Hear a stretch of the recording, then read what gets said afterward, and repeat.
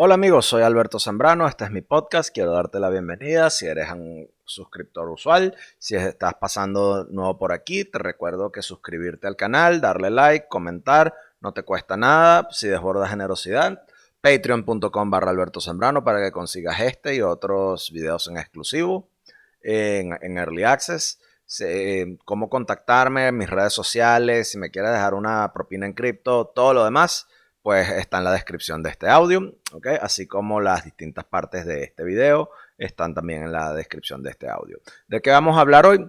De cómo a Vladimir Putin se le está acabando la plata para poder pelear su guerra en Ucrania, ¿ok? El déficit récord que hay en Rusia, ¿ok? Nos da, puede ser el heraldo, puede ser el fin, puede marcar el fin de la economía rusa. Pelear una guerra es caro, ¿ok? Y a los rusos les está saliendo muy caro esto, ¿ok? Creo que Vladimir Putin no calculó bien que Occidente iba a y su complejo y su aparato, con su complejo y su aparato militar industrial iban a meterse las manos en los bolsillos para hacer crecer al lobby de armas de una manera gigantesca y darle a un dictador suelo quizás igual que él, ¿ok? Un tipo que, como Zelensky, que persigue disidentes políticos, encarcela diputados, cierra iglesias, persigue líderes religiosos igual que Putin, ¿no? Pero lo hace con el dinero de Occidente, la connivencia y la colusión de la Unión Europea y bueno, con por así decirlo, con la venia de eso, porque o sea, ese tipo de tropelías contra los derechos civiles de los demás solo son aceptadas si tienes el mindset liberal que la gente que está a cargo de este tipo de dirección estratégica de los países occidentales quiere, ¿no? Pero enfoquémonos entonces en el malo de la película, que ahí los dos lados son malos, pues Zelensky, como ya les dije, no es ninguna estrella, pero el malandro de alto calibre aquí es Vladimir Putin, ¿no? El Ministerio Finanzas de Rusia anunció que los ingresos fiscales de sus actividades petroleras, de explotación petrolera y de explotación gasífera, en enero de este año cayeron un 46% en comparación al año pasado. Aunado a esto, hubo un aumento de 59% en los gastos de su presupuesto, en sus gastos presupuestarios, ¿ok? Debido al esfuerzo de la guerra, ¿ok? Y esto produce un déficit combinado de 25.000 millones de dólares solo para el primer mes de este año, ¿ok?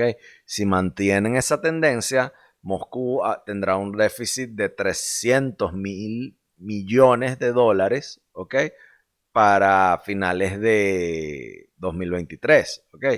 El embargo a los productos petroleros rusos que ha sido puesto ha sido activado desde este febrero, le añade otra mácula, ¿ok? Y es otra amenaza sobre la economía rusa, que es una economía monoproductora, monoexportadora. Y a la larga, Moscú está amenazado con el colapso entero de su sector energético, ¿ok? Mientras que a los rusos se les acaban los depósitos que son lucrativos para poder extraer, ¿ok? Esos depósitos no les van, o sea, esos yacimientos de gas y de petróleo no son eternos, ¿ok? Entonces, ¿qué pasa? Esto llega en un momento en el cual Vladimir Putin está alardeando, ayer lo vimos alardeando y lo vimos también haciendo su discurso del Estado de la Unión, donde dice que Rusia es invencible, ¿ok? Pero la realidad es que el Producto Interno Bruto ruso está en declive desde 2022, cuando comenzó este conflicto. Entonces, ¿dónde está la verdad aquí? Vamos a tratar de acomodar esto un poco, ¿no? La dinámica actual de la economía rusa ha resultado ser mucho mejor que la que muchos expertos predijeron. Eso fue una cosa que dijo Vladimir Putin hace poco, ¿ok? Y el presidente ruso dijo que contrario a lo que claman muchos expertos que predecían una caída de entre un 10 y un 20% de su Producto Interno Bruto, la economía rusa se contrajo solamente un 2,1%. Estas matemáticas de gorila hay que desgranarlas un poco, ¿ok? Hay reportes anecdóticos de que Rusia se compra a sí misma, ¿ok? Productos y de que los anaqueles en Rusia no están vacíos, ¿ok? Y que el rublo ruso, ¿ok? Luego del shock inicial se devaluó, pero ahora es más fuerte que nunca antes de la guerra. O sea, podemos creerle siempre a RIA Novosti, podemos creerle siempre al Telesur de Vladimir, que es Russia Today, ¿okay? Pero también tenemos que analizar las cosas adecuadamente, ¿no? Independientemente de que seamos prorrusos o no seamos prorrusos o que nos importe el cómo Rusia afecta los mercados energéticos como nos afecta a nosotros en Venezuela, porque Rusia es un aliado estratégico venezolano. ¿Okay? Todas estas cuestiones cimentan la idea de que las sanciones no afectan a Moscú. ¿Okay? El hecho de que el rublo está más fuerte que nunca, ¿okay? Y que las sanciones no los afectan como se supone, ¿no? Las sanciones se afectan a la gente, ¿okay? Y algunos políticos europeos, algunos políticos en el hemisferio occidental, en las Américas, que ven y que tienen alguna opinión un poco más favorable hacia el Kremlin, ¿ok? Está Víctor Orbán, por ejemplo, ¿ok?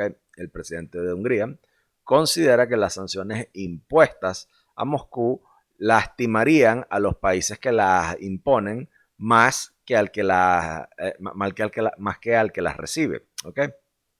Así que, ¿qué es lo que ocurre?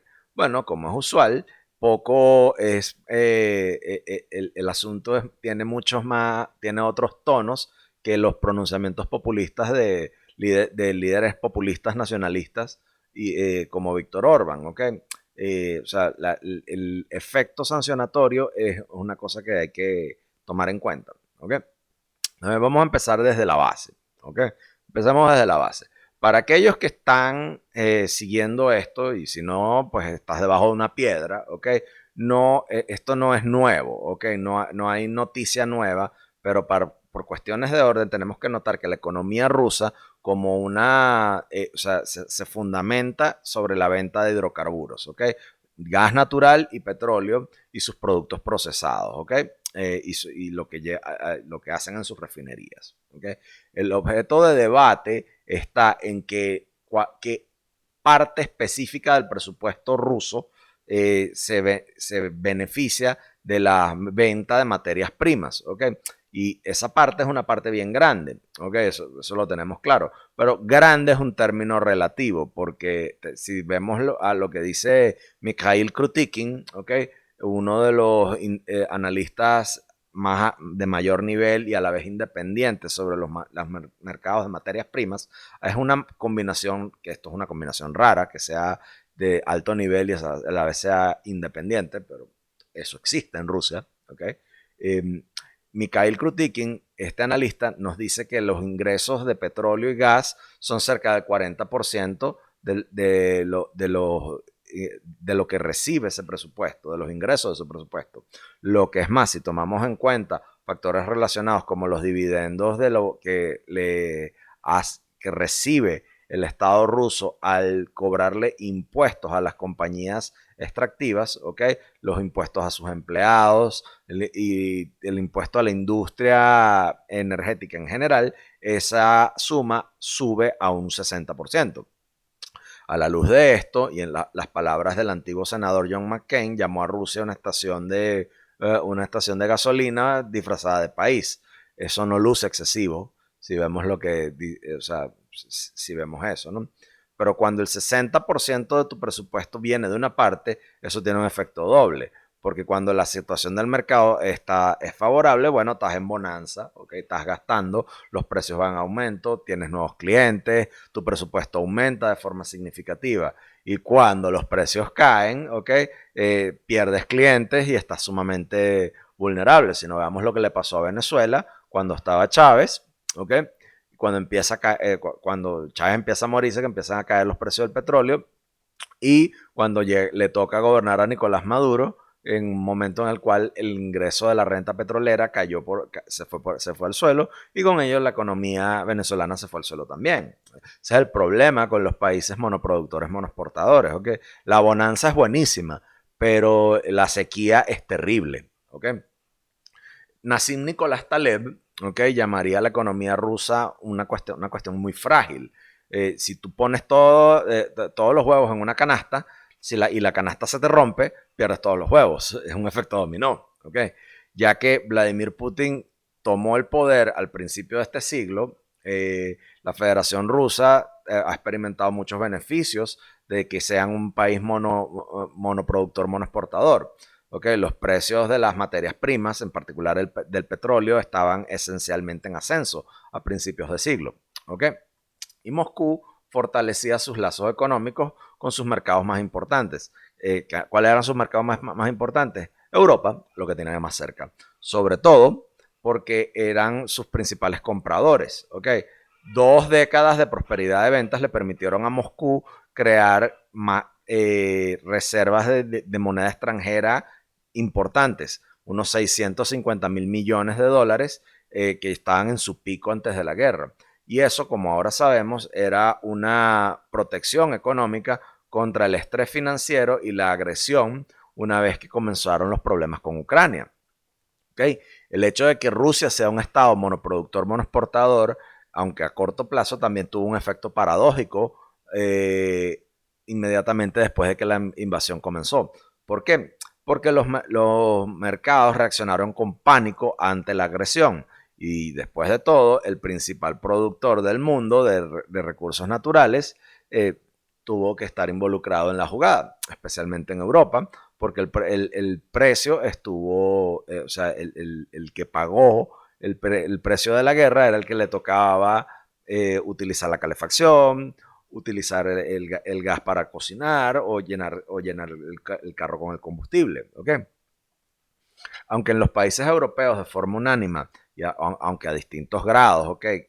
Buscaron apartarse de las importaciones de combustible ruso, no lo hicieron de una noche para la otra por razones obvias. Como resultado de esto, Moscú, a pesar de haber comenzado un pleito y un conflicto bélico de gran envergadura, logró tener grandes ingresos por ventas de sus por ventas de sus materias primas. ¿Okay? Y si la guerra se hubiese acabado en 3 días, ¿okay?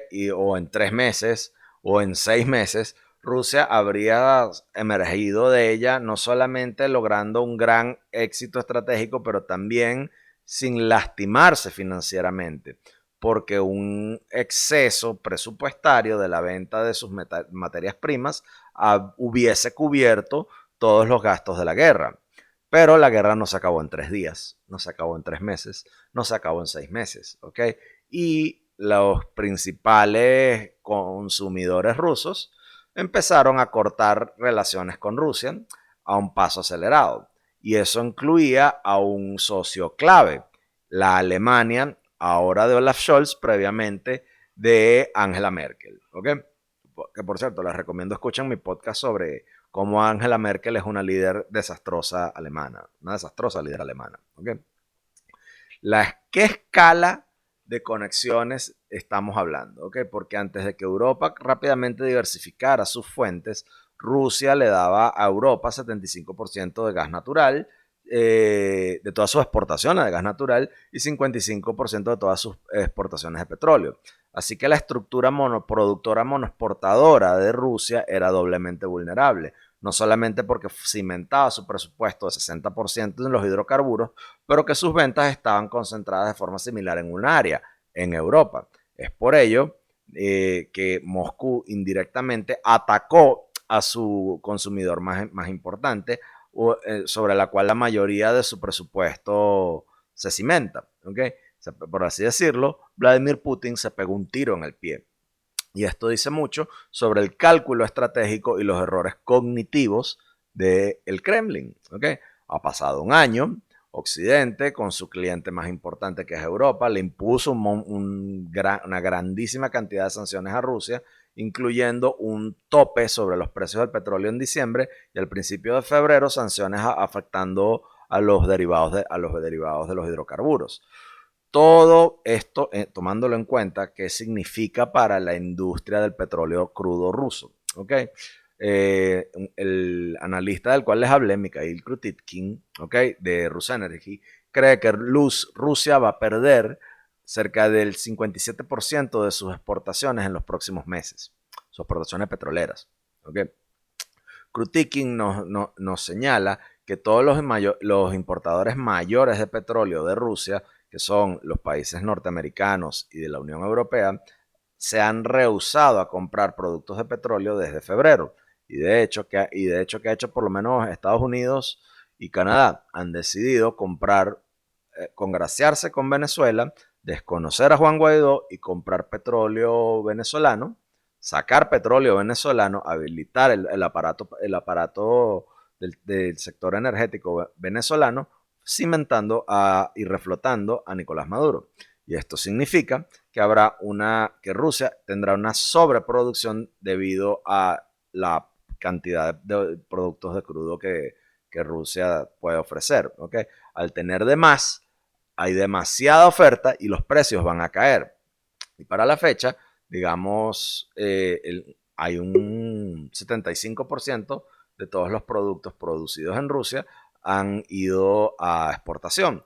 Y eso significa que una gran parte de sus refinerías van a estar en problemas. ¿Por qué? Porque los pozos petroleros y los yacimientos están amenazando con cerrar, ¿ok?, o detenerse, y una vez que tú cierras un yacimiento, volverlo a abrir es complicado, sino imposible, ¿ok? A este punto, una palabra suele surgir, que es Asia, ¿ok? Si no es Asia, pues es Europa, que después de todo, Asia se está convirtiendo en el centro geopolítico gravitatorio del mundo, ¿ok? Y son los asiáticos los que van a empezar a comprar esas exportaciones de petróleo de Rusia. El problema es que los países como India y China también son exportadores petroleros y están en competición con Moscú en este campo. ¿Okay? Entonces, ¿qué va a ser del destino del presupuesto ruso? Bueno, es probable que Moscú tenga que reconocer que perder la mitad de sus ventas, reconocer el hecho de que van a perder la mitad de sus ventas petroleras, y dado que ya no están exportando casi gas hacia Europa y que no hay una posibilidad de que China e India les compren eso, podríamos estimar que cerca del 30% de todos sus ingresos se vaya al piso. Entonces, 30% del presupuesto es una cuestión real. Bueno,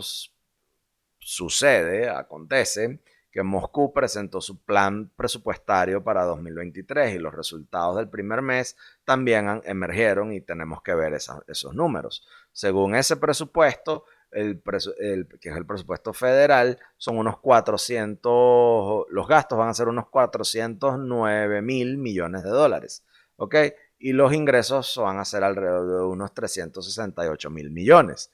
Y eso da un déficit de unos 41 mil millones, que es un 2% saludable de su Producto Interno Bruto, dadas las circunstancias internacionales en las que la Federación Rusa se decidió meter.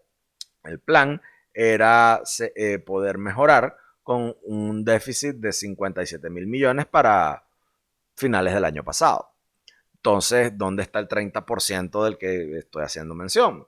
Bueno, tenemos que ver los reportes financieros del primer mes. Y aquí hay muchas cosas que explicar. Okay. Comparado con comparado con enero del año pasado, los ingresos cayeron 35%, unos 19 mil millones de dólares, mientras que los gastos subieron un 60%, casi unos 44 mil millones de dólares. Ese hueco, ¿ok?, es de unos 25 mil millones de dólares solo en enero. Y eso es solo el mes del año, ¿ok? Entonces, Moscú alcanzó 60% de su déficit para todo el año en un mes. Y eso son muy malas noticias para Vladimir Putin, ¿ok? Si extrapolamos ese número a todo el año, ahí está la cuestión preocupante, porque hay demasiadas variables y eventos inesperados que pueden ocurrir para confiar esas predicciones de que son lineales, ¿ok? Sin embargo, todos estos números son una buena ilustración del tamaño problema en el que Moscú se metió, ¿ok? porque si mantenemos la tendencia desde enero, el hueco fiscal va a ser de unos 300 millones de dólares para final de año. ¿Ok? ¿Y qué pasa? 30% de perder 30% de los ingresos implica que los ingresos anuales serán 257 mil millones, no 368 mil. Así que solo con esto el déficit crece a 152 millones. Pero esto, incluso anualizándolo, es solo la mitad del presupuesto, del hueco fiscal del presupuesto de la tendencia de enero. Entonces, ¿qué pasa con la otra mitad? Si el país está metido en guerra, no solamente está ganando menos, sino que está gastando más. Y no solo gasta más, sino que gasta más y gasta mal.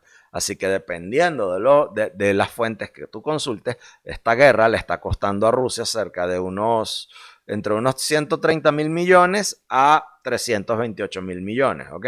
Y ahí, entre 130 y 328 es donde está el meollo del asunto.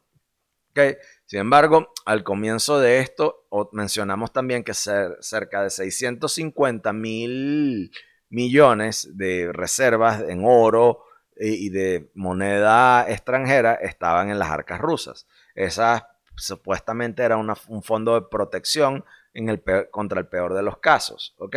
Pero ahora, ¿qué pasa? Que tienen que romper el cochinito. Y el problema es que de esa cifra, Moscú solamente tiene disponibles entre unos 100 y unos 150 mil millones. ¿Y cómo es posible? Bueno, primeramente tenemos que recordar que 80% de esas reservas, unos 500 mil millones, eran reservas en moneda fiduciaria extranjera, mientras que el 20%, unos 130 millones, eran reservas de oro. Oro que, por cierto, venía de Venezuela y es extraído de Venezuela con intermediarios en el Golfo Persa. ¿Ok? Ahí están metidos los cataríes, ahí están metidos los Emiratos, ¿ok? Ahí hay buena parte de eso, ¿no? Eh, ¿Qué ocurre? Que después de la invasión, más del 60% de las reservas de moneda extranjera, que valían unos 320 mil millones, fueron congeladas por los gobiernos de Estados Unidos y de la Unión Europea. ¿Ok? Y lo que queda, por ende, eran activos de unos 180 mil millones. La mayoría estaban en el yuan chino, el yuan renminbi chino. Y de ese pool, ¿ok? Moscú ya usó entre 60 y 100 mil millones el año pasado. Y eso los deja con entre 80 y 120 mil millones de dólares líquidos. Entonces, ahí todavía les quedan 130 mil millones en oro, pero vender oro es muy difícil y el Kremlin lo tiene que hacer tiene que vender su oro a descuento. El oro que se sacaron de Venezuela, a destacar, ¿no? Pero incluso rompiendo todos los récords del año pasado, todos los gobiernos compraron 70 mil millones de dólares de oro eh, y eso es cerca de la mitad de lo que tiene el tesoro ruso. Entonces, ¿quién le va a comprar el oro a Rusia? No sabemos. ¿Okay? Se pueden ahogar con su oro. ¿Okay? Que es también notorio que en julio de 2022 la Duma rusa emitió informaciones sobre las reservas, ¿ok? Y dijo que las reservas ahora eran de carácter secreto. Y los datos que obtenemos, ¿ok? Pueden ser maquillados por los rusos. O sea, puede que tengan mucho más lo más probable es que tengan mucho menos, ¿ok? Las materias primas y las reservas están entre las variables más importantes. Aún así, Moscú experimenta otras malas rachas que cuando se combinan resonan fuertemente en la salud financiera de ese país. Para nombrar unas, tenemos que hablar del éxodo de unos 3 millones de ciudadanos de su país, el reclutamiento de cientos de miles de jóvenes que tienden a ser el motor productivo de una economía saludable, ¿ok? Y una actividad que no, estos jóvenes están participando en una actividad que no es económicamente benéfica, ¿ok? Que es morirse en el combate, ¿ok? Y de esos cientos de miles, o sea, hay al menos 100 mil bajas confirmadas, ¿ok? Aunado a esto, Moscú invierte en artificialmente mantener la tasa de cambio con el rublo. El rublo se ha fortalecido después del colapso de la posguerra, ¿okay? Pero el rublo se hizo fuerte al bombearle una cantidad de dinero para poderlo mantener estable y por controles de precio y controles de cambio como, draconianos, nivel Cadivi, ¿ok? Y un declive, ¿ok? Una caída en las importaciones. El Kremlin profundamente impactó su retiro y su conversión de la moneda propia. El banco más grande de Rusia, que es Sberbank, cerró 700, entre 700 y 800 oficinas el año pasado. Otros bancos también lo hicieron. Así que hay menos bancos, hay menos oficinas bancarias. Hay cerca de 1000 oficinas bancarias a lo largo y ancho de Rusia que cerraron, y a pesar de esas acciones se estima que cerca de 250.000 millones de dólares salieron de Rusia el año pasado, por la guerra. Si tomamos en cuenta estas cifras optimistas que maneja el Kremlin y su aparato propagandístico, Russia Today, RIA Novosti y demás, ¿ok? En el cual la economía rusa se va a encoger solo un 2.1%, esa figura toma en cuenta un incremento dramático en el gasto armamenticio. ¿Ok? Un tanque mandado al frente y destruido por los ucranianos también cuenta como un aumento del Producto Interno Bruto, ¿no? Y es por eso que es mucho mejor ponerle la lupa y estar pendiente de los indicadores de la economía rusa, que son el petróleo y el gas, cuyo impacto en el presupuesto ruso es un 60%. Y aunque, para ser justos, hay voces de analistas rusos que son objetivos, que son menos apocalípticos, ¿ok? Ahí está Vladislav Inosmetsev, que es el director de los centros postindustriales, que estima que la caída en la producción de los productos petroleros no va a llegar al 57, sino que va a ser entre un 12 y un 14% con respecto al 2021.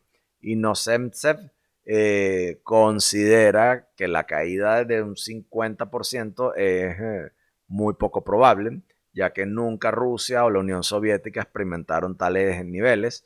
Okay, incluso entre los años, entre la década del 1988 a 1998. Por otra parte, desde 1945, Rusia no ha peleado una guerra de este calibre. Okay. Lo que es cierto es que las exportaciones van a ser más primitivas y por ende se van a enfocar en materias no procesadas y por ende van a ser más baratas. ¿Y qué puede hacer Moscú para mitigar los efectos de los problemas que se le avecinan? En la práctica solamente puede hacer una cosa, que es subirle los impuestos a sus ciudadanos. Por una parte, subirle los impuestos a las compañías petroleras y por otra parte a sus ciudadanos, a su propia sociedad, con impuestos sobre la renta, impuestos a los combustibles y drenar la riqueza de la gente pobre y de los estratos pobres de la sociedad rusa. Es una cosa que está apenas comenzando.